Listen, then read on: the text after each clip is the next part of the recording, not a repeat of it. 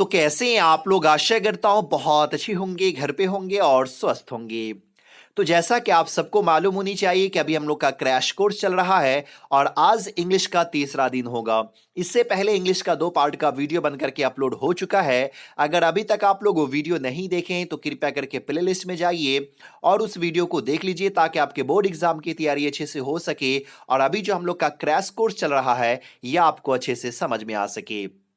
आज के इस वीडियो में हम लोग इंडियन सिविलाइजेशन एंड कल्चर को समझने वाले हैं जो बहुत ही इंपॉर्टेंट चैप्टर है और ये चैप्टर लिखा गया हुआ है महात्मा गांधी के द्वारा। और मैं आपको बता दूं कि आज से आप लोग को 2 वीडियो मिलेगा। मॉर्निंग में इंग्लिश का वीडियो मिलेगा और इवनिंग में हिंदी का वीडियो मिलेगा। आप लोग बहुत ज़्यादा कमेंट कर रहे थे कि सर दिन में 2 वीडियो अपलोड कीजिए और टाइम भी बहुत कम है, इसी को देखते हुए अब 2 वीडियो आप लोग को मिलेगा, सुबह में इंग्लिश का और शाम में हिंदी का वीडियो आप लोग को मिल जाएगा। तो चलिए वीडियो को शुरू करते हैं और समझते हैं इंडियन सिविलाइजेशन एंड कल्चर को। लेकिन उससे पहले आपसे एक शिकायत भी है, आप लोग के लिए बहुत ही मेहनत से वीडियो बनाता हूं, आप लोग वीडियो को देखते भी हैं लेकिन ना तो शेयर करते हैं, ना तो लाइक करते हैं, ना तो सब्सक्राइब करते हैं। और सब्सक्राइबर का तो ये हाल है कि आप लोग वीडियो रेगुलर देखते हैं, लगभग 65% ऐसे स्टूडेंट हैं जो वीडियो को रेगुलर देखते हैं लेकिन चैनल को सब्सक्राइब नहीं किए हुए हैं। सिर्फ 35% ही वैसे स्टूडेंट हैं जो सब्सक्राइब किए हुए हैं और वीडियो को देखते हैं। तो आप लोग अभी तक वीडियो देखते हैं, लगातार वीडियो देखते हैं, तो फिर सब्सक्राइब करने में आपको क्या आ जाता है? प्लीज सब्सक्राइब कीजिए अगर अभी तक आप लोग नहीं किए हैं तो। और वीडियो को ज्यादा से ज्यादा शेयर कीजिए और वीडियो अच्छा लगता हो तो लाइक करना मत भूलिएगा। तो चलिए हम लोग बढ़ते हैं चैप्टर की तरफ। एक चैप्टर को आज हम लोग खत्म करेंगे, थोड़ा बड़ा चैप्टर है, इंपॉर्टेंट चैप्टर है, वक्त लगेगा, वीडियो लंबा होगा, लेकिन वीडियो को अंत तक जरूर देखिए अगर बोर्ड एग्जाम में आप अच्छा खासा नंबर लाना चाहते हैं। और इसका पीडीएफ जैसा कि आपको मालूम ही होनी चाहिए, लिंक डिस्क्रिप्शन में दिया गया हुआ, जाइए वहां से पीडीएफ डाउनलोड कर लीजिए ताकि जहां भी जब भी मन करे आप जो है इसको पढ़ सके, समझ सके, ऑब्जेक्टिव क्वेश्चन को देख सके। तो जैसा कि लगातार मैं बताते आ रहा हूं कि आप लोग को एक चैप्टर में क्या क्या चीज पढ़नी है, तो मैं बता चुका हूं, चाहे वो पोएट्री हो या प्रोज हो, सब में आपको देखना है समरी, क्योंकि दोनों से आपको समरी पूछा जाता है और एक एक समरी लिखना होता है जो 5 नंबर का होता है। उसके बाद आपको ऑब्जेक्टिव देखना है, फिर शॉर्ट क्वेश्चन देखना है। तो शॉर्ट क्वेश्चन याद ही नहीं करना है, क्यों नहीं याद करना है, पिछले दोनों वीडियो में बता चुका हूं और इस वीडियो के अंत में भी बता दूंगा। और उसके बाद है लाइन एक्सप्लेनेशन।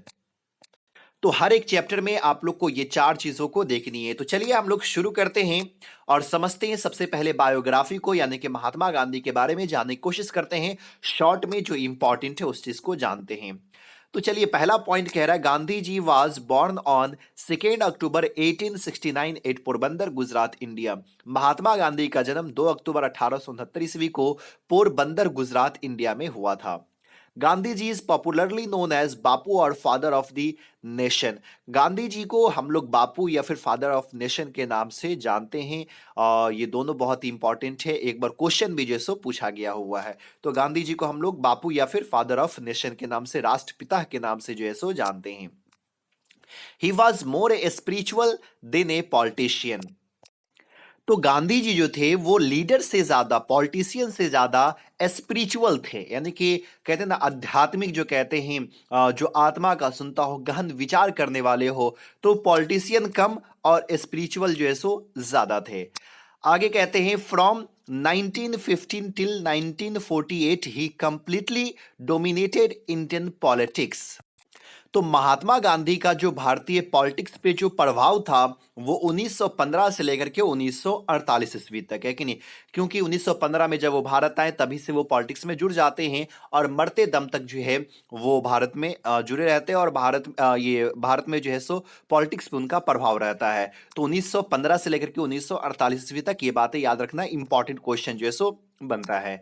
अगला क्वेश्चन है, he wrote the numerous article for young India, a weekly journal published by Gandhi ji from 1919 to 1932। यानी कि महात्मा गांधी जो है यंग इंडिया के लिए कई सारे आर्टिकल्स लिखे। यंग इंडिया एक मैगजीन है और इसके लिए महात्मा गांधी ने कई सारे आर्टिकल्स लिखे और ये जो है सो वीकली ये आर्टिकल था, मैगजीन था, साप्ताहिक था। सप्ताह में ये जो है सो मैगजीन प्रकाशित हुआ करती थी और ये मैगजीन 1919 ईस्वी से लेकर 1932 ईस्वी तक प्रकाशित हुई। तो इसमें महात्मा गांधी जी बहुत ज्यादा आर्टिकल जो है सो लिखे थे। Nathuram Godse assassinate Gandhi ji on 30 January 1948। Gandhi ji की मृत्यु जो है यानी कि हत्या जो है सो कर दी गई नाथूराम गॉडसे के द्वारा कब? 30 जनवरी 1948 ईस्वी को। अब यहाँ पे एसासिनेट वर्ड का यूज किया गया हुआ है, तो बात याद रखिएगा, मर्डर और एसासिनेट वर्ड जो है दोनों का मतलब होता है हत्या करना। लेकिन अगर एक आम आदमी की हत्या होती है तो उसके लिए वर्ड यूज किया जाता है मर्डर का। लेकिन एक बहुत ही फेमस व्यक्ति हो जिसको लोग जानते हो, दुनिया जानती हो, अगर उसकी हत्या की जाती है तो उसके लिए एसासिनेट वर्ड का यूज किया जाता है। तो ये था आपको बायोग्राफी, जहां बोर्ड एग्जाम में ऑब्जेक्टिव क्वेश्चन जैसे पूछा जाता है। अब चलिए इस चैप्टर के हम लोग समरी को समझते हैं, जो बहुत ही इंपॉर्टेंट है। समरी से ही आपका शॉर्ट क्वेश्चन सॉल्व होगा, समरी से ही लाइन एक्सप्लेनेशन भी सॉल्व होने वाला है। तो चलिए समरी क्या कहता है। This essay Indian civilization and culture is written by Mahatma Gandhi who is known as father of nation. ये जो essay है ना, इंडियन सिविलाइजेशन एंड कल्चर, ये महात्मा गांधी के द्वारा लिखा गया हुआ है, जो राष्ट्रपिता के नाम से जाने जाते हैं या जो राष्ट्रपिता हैं। He was born on 2 October 1869 at Porbandar in Gujarat. Mahatma Gandhi का जन्म 2 अक्टूबर 1869 ईस्वी को पोरबंदर गुजरात में हुआ था। In this essay, Mahatma Gandhi has highlighted the silent features of Indian civilization and culture. इस essay में महात्मा गांधी ने भारतीय सभ्यता और संस्कृति के मुख्य विशेषता को बताने की कोशिश किए हैं। He says that the foundation of Indian civilization is far better than Western civilization, and our civilization can't be beaten in the world because we are following the path that our ancestor made for us. Gandhi ji कहते हैं कि हमारा जो सभ्यता है ना, हमारी जो संस्कृति है, हमारा जो सभ्यता और सभ्यता का जो फाउंडेशन है, नींव जो है कि नहीं, वो बहुत ही ज्यादा मजबूत है। यानी कि हमारे पूर्वज ने हमारे लिए जो सभ्यता बनाया है, जो हमारे पूर्वज ने हमको संस्कृति दी है, वो फाउंडेशन जो है, वो नींव जो है, वो बहुत ही ज्यादा मजबूत है। और ये जो है ना, far better than western civilization, और ये जो पश्चिमी सभ्यता है कि नहीं, जो यूरोप में जो सभ्यता, यूरोप की जो सभ्यता है, उस सभ्यता से बहुत ही अच्छी सभ्यता है। वो सभ्यता खत्म हो गई, लेकिन हमारा जो सभ्यता है, हमारी जो संस्कृति अभी तक बची हुई है, खत्म नहीं हुई है। और हमारे सिविलाइजेशन को, हमारे सभ्यता को दुनिया में कोई भी नहीं हरा सकता है। क्यों नहीं हरा सकता है? क्योंकि हम लोग उस रास्ते पे चल रहे हैं, उस रास्ते का पालन कर रहे हैं जो हमारे पूर्वज ने हम लोगों के लिए बनाया है। आगे महात्मा गांधी क्या कहते हैं, there is a charge against us by western people that we are ignorant and stolid, but Gandhi ji says that this charge is against our merit. अब यहाँ पे गांधी जी अपने ऐसे में ये भी बात करते हैं कि जो यूरोप के लोग हैं, वो यूरोप के लोग हम लोगों पे एक आरोप लगाते हैं ना, एक चार्ज लगाते हैं, एक आरोप लगाते हैं। वो आरोप क्या है कि हम लोग बहुत ही ज्यादा अनपढ़ है, हम लोग बहुत ही ज्यादा सुस्त हैं, एक गवार जिसको कहते हैं वो है। लेकिन गांधी जी ये कहते कि नहीं, ये जो आरोप लगाया गया वो हम लोगों के गुण के खिलाफ है। लेकिन ऐसा नहीं है कि हम लोग बहुत ज्यादा अनपढ़ हैं, हम लोग जैसो लेजी हैं, सुस्त हैं, कुछ बदलाव नहीं लाना चाहते हैं। और यूरोपियन ये आरोप लगाता है हम लोगों पे कि हम लोग इतने अनपढ़, इतने लेजी हैं, इतने सुस्त हैं कि अगर कोई नई चीज करने के लिए हम लोग को मोटिवेट भी किया जाता है, फिर भी हम लोग उस चीज को नहीं कर पाते हैं। लेकिन गांधी जी कहते हैं ये जो आरोप लगाया गया ना, ये हमारे गुण के खिलाफ है। We can also do everything but our civilization does not give us permission to do so. Mahatma Gandhi ji कहते हैं कि हम वो सब कर सकते हैं जो वेस्टर्न के लोग, यूरोप के लोग कर सकते हैं, लेकिन हमारा सिविलाइजेशन जो है, हमारा सभ्यता जो है, ये सब करने का परमिशन नहीं देता है, इजाजत नहीं देता है। Gandhi ji says that our ancestors preferred villages to cities because they knew cities are full of vices, crimes, rover and thieves, but in villages people live in peace. अब गांधी जी कहते कि हमारे जो पूर्वज थे ना, हमारे जो पूर्वज थे, हमारे जो एंसेस्टर थे, वो शहरों से ज्यादा गांव को पसंद किया करते थे। और अभी भी लोग जो है ना, शहर से ज्यादा गांव को ही पसंद करते हैं, क्योंकि हमारे पूर्वज जानते थे कि जो शहर है ना, वहां पे सिर्फ और सिर्फ क्राइमी है, डाकू डकैत ही है, वहां पे सिर्फ और सिर्फ चोर उचक्के ही हैं। इसीलिए लोग शहर से ज्यादा गांव को पसंद करते थे, क्योंकि गांव में लोग जो है ना, शांतिपूर्वक अपनी जिंदगी जिया करते थे। Gandhi ji says that mind is a restless bird, the more it gets the more it wants. Gandhi ji कहते कि जो हमारा दिमाग है ना, ये एक बेचैन चिड़िया है और रियली में हमारा दिमाग एक बेचैन चिड़िया होता है। और आगे कहते हैं the more it gets the more it wants. इसको जितना मिलता है वो उतना ही और चाहता है। एग्जाम्पल तौर पे अगर कोई 100 रुपया कमाने लगा ना तो उसके अंदर ख्वाहिश बढ़ जाती है, यार 100 रुपये में कुछ नहीं होता, चलो अब मुझे 500 रुपया कमाया जाए। 500 रुपया भी कमा लेगा फिर भी उसके अंदर संतुष्टि नहीं आती है, बेचैन चिड़िया है, ये उड़ता ही जाता है। फिर कहता है भाई 1000 रुपया कमा लो, 1000 रुपया कमा लेता है भाई 10,000, यानी कभी संतुष्टि जो है सो नहीं मिलती है ना। एंड रिमेन अनसेटिस्फाइड, कितनों मिल जाए, जो चाहत रहती वो भी मिल जाए लेकिन फिर भी चाहत और बढ़ती जाती है, कभी दिमाग जो है सो संतुष्ट नहीं हो पाता। So we should not indulge in our passion, इसलिए हम लोग को अपने पैशन में, अपना जो पैशन होता है उसमें उलझा हुआ नहीं रहनी चाहिए, क्योंकि अगर इसमें अगर उसको ख्वाहिश को पूरी करते रहेंगे तो शायद कभी भी हम लोग संतुष्ट नहीं रह पाएंगे। इसलिए अपनी इच्छा को हम लोग को कम करनी चाहिए। चलिए ये आपको समरी था, अगर बोर्ड एग्जाम में पूछ दे तो बेधड़क आप इसको लिख दीजिएगा। 5 नंबर का समरी जो है बोर्ड एग्जाम में पूछा जाता है। अब चलिए इसके ऑब्जेक्टिव को हम लोग देख लेते हैं और जरूर बताइएगा आप लोग कितने ऑब्जेक्टिव को सॉल्व किए हैं। Simple living and high thinking is base of, simple living और हाई थिंकिंग जो वो किसका बेस है, तो आप सबको मालूम होनी चाहिए इंडियन सिविलाइजेशन है ना। महात्मा गांधी कहते हैं हम लोग की जो थिंकिंग है, हम लोग का जो मोटो है वो simple living and high thinking है। गांधी जी वाज बॉर्न, गांधी जी का जन्म कब हुआ था, तो आप सबको मालूम होनी चाहिए 1869। Indian civilization and culture is written by, Indian civilization and culture किनके द्वारा लिखा गया है, गांधी जी के द्वारा। The autobiography of Gandhi ji is, Gandhi ji जो एक ऑटोबायोग्राफी लिखे थे उस ऑटोबायोग्राफी का क्या नाम है, तो उस ऑटोबायोग्राफी का नाम है my experiment with truth. Mahatma Gandhi used dash and dash as a chief weapons against British, Gandhi ji जो है वो अंग्रेजों के खिलाफ एक हथियार के रूप में किस चीज का यूज किया था, तो वो ट्रुथ एंड नॉन वायलेंस का जो सो यूज किया था, एक ट्रुथ सत्य, सत्य और अहिंसा का जो सो यूज किया था। सत्य बोलते थे और अहिंसा को अपनाते थे, हिंसा को नहीं ना, नॉन वायलेंस को अपनाते थे। तो यहां पे सही आंसर हो जाएगा A. Nothing can equal the dash sown by our ancestor, कोई भी जो है बराबर नहीं हो सकता है जो हमारे पूर्वज ने बोया है, यानी कि nothing can equal the seed, लेकिन यहां पे सही आंसर क्या हो जाएगा, डी हो जाएगा। जो बीज हमारे सिस्टर ने हम लोगों के लिए बोया है शायद उसके बराबर कोई भी नहीं हो सकता है, तो सही आंसर यहां पे सीड होगा D. Civilization is the mode of conduct which point out to the man the path dash. अब यहां पे कह रहा है सिविलाइजेशन इज द मोड, यानी civilization is the mode conduct which point out to the man, तो इसका मतलब होता है path of duty. The Gujarati equivalent for civilization means, Gujarati में जो सिविलाइजेशन का मतलब होता है वो क्या होता है, तो उसका मतलब गुड कंडक्ट होता है, अच्छा आचरण होता है, यानी कि सही आंसर सी हो जाएगा। Our ancestors enjoyed dash rule, हमारे इंसेस्टर जो थे, हमारे पूर्वज जो थे वो कौन से रूल को इंजॉय किए थे, तो होम रूल, सही आंसर बी हो जाएगा। With which one of the following journals was Mahatma Gandhi associated, किस मैगजीन से गांधी जी जुड़े हुए थे, तो अभी मैं कुछ देर पहले ही बताया हूं, यंग इंडिया से जो है सो जुड़े हुए थे। The charge against Indian India is that dash, जो हम लोग के खिलाफ जो चार्ज लगाया गया वो क्या है, तो हर पीपल आर अनसिविलाइज्ड, असभ्य हैं, her people are ignorant and her people are stolid, यानी कि यहाँ पे सही आंसर क्या हो जाएगा, ऑल हो जाएगा। ये तीनों चार्ज जो हम लोग के खिलाफ लगाया गया है।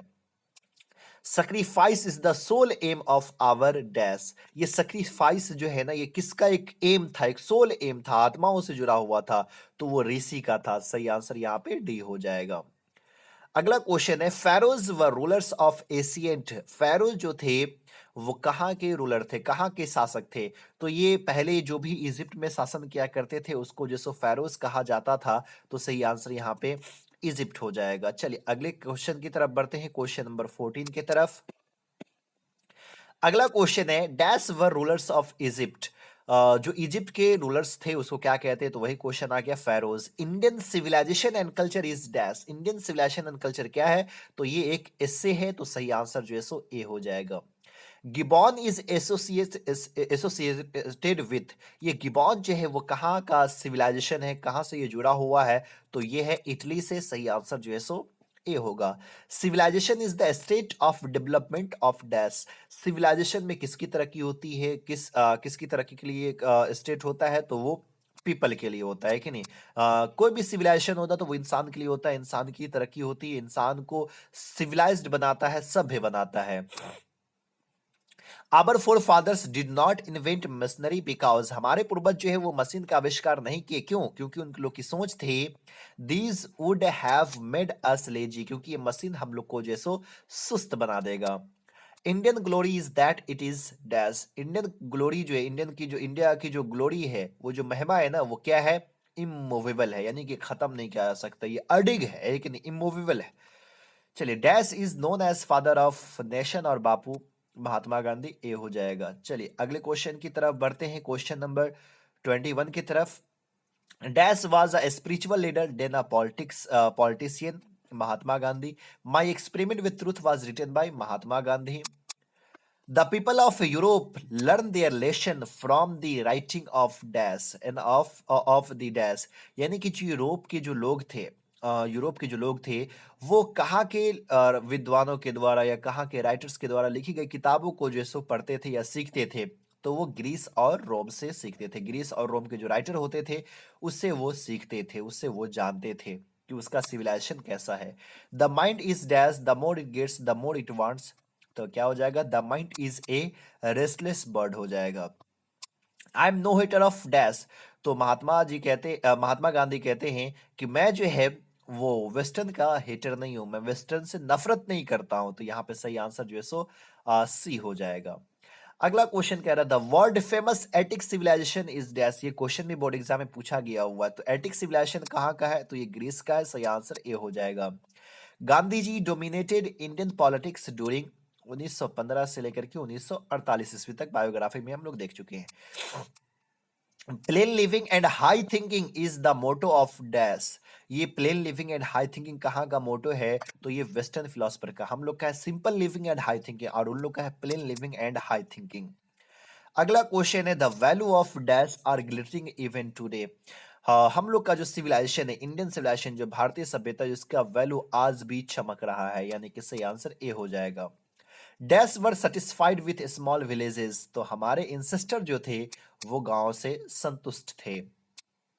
Indian civilization elevates the dash, Indian civilization किस चीज को ऊपर उठाता है? तो मोरल बीइंग्स को, मानवता को ऊपर उठाता है कि नहीं? तो सही आंसर क्या हो जाएगा? सी हो जाएगा। चलिए अगले क्वेश्चन की तरफ बढ़ते हैं, क्वेश्चन नंबर 32 की तरफ। Dash led nomadic life, nomadic life किसने उठाया था? तो नोमैडिक लाइफ मैन, इंसान, इंसान ही एक जगह पे, कभी एक जगह पे अभी है घर बनाया, 10 दिन रहा, 20 दिन रहा, 1 महीना, 6 महीना या 1 साल रहा, फिर यहाँ से उठ करके कहीं और वो चला गया है कि नहीं, खाना बदोश जिसको कहते हैं, यानी कि ये इंसान के द्वारा। तो सही आंसर ए हो जाएगा। डैश प्रीफियर्स स्पिरिचुअलिज्म टू मैटरलिज्म, कौन जो है वो मैटरलिज्म से ज्यादा स्पिरिचुअल को पसंद क्या करते थे? तो वो गांधी जी थे, है कि नहीं? गांधी जी वो जो मेटल मशीन वगैरह उस पर उतना ज्यादा उसको वैल्यू नहीं देते थे। Modern civilization is the mainly worship of dash, modern civilization जो है, जो आधुनिक सभ्यता है, इसमें सिर्फ और सिर्फ किसकी पूजा की जाती है? तो मटेरियल की जाती है, सिर्फ और सिर्फ सामानों की पूजा की जाती है। Gandhi ji went to Champaran in dash, Gandhi ji Champaran कब गए थे? तो 1917 में। The people of Europe inspired by dash and Roman writer, जो यूरोप के जो लोग होते हैं वो कौन से राइटर से इंस्पायर्ड होते हैं? तो वो जो है सो ग्रीक एंड रोमन राइटर से। Wealth and luxurious do not make dash happy, जो वेल्थ होता है, धन दौलत होता है, ये एक इंसान को जो है ना खुश नहीं रख सकता है। तो यहाँ पे बी हो जाएगा man. The western civilization has the tendency to privilege, western civilization का झुकाव किस तरफ है? तो वो मेटरलिज्म की तरफ है, सही आंसर जो है सो सी हो जाएगा। European civilization will mean dash for India, है कि नहीं? तो सही आंसर क्या हो जाएगा? रुइन हो जाएगा, इंडियन के लिए बर्बादी है ये। चलिए तो अब हम लोग आगे की तरफ बढ़ते हैं और देखते हैं एक्सप्लेनेशन। शॉर्ट क्वेश्चन याद नहीं करना है, क्यों नहीं करना है? पहले वीडियो में मैं अच्छे से एक्सप्लेन कर दिया हूं, अगर अभी तक आप लोग पहला वीडियो नहीं देखे हैं तो उस वीडियो को जरूर देखिए।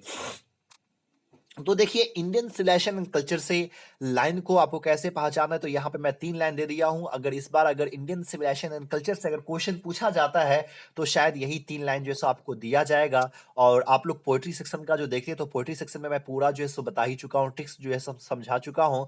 अब यहाँ पे आपको ये लाइन है, 3 लाइन याद रखिएगा। Civilization is the mode which point out to man the path of duty.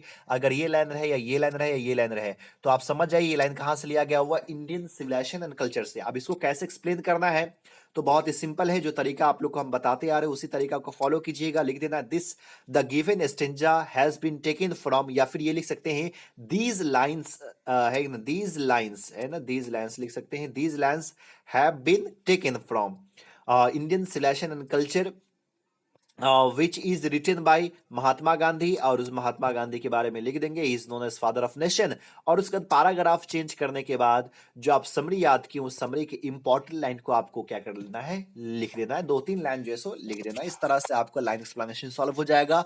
Line explanation को याद करने की जरूरत नहीं है, बस एक समरी याद करते रहिए, आपका क्वेश्चन आराम से सॉल्व हो जाएगा। उम्मीद करता हूं ये वीडियो आपको अच्छा लगा होगा। अगर अच्छा लगा तो प्लीज लाइक कीजिए, ज्यादा से ज्यादा शेयर कीजिए, और हमारे चैनल पे अगर पहली बार विजिट कर रहे हैं तो प्लीज चैनल को सब्सक्राइब कीजिए। फिर मिलता है अगले वीडियो में, तब तक के लिए बाय।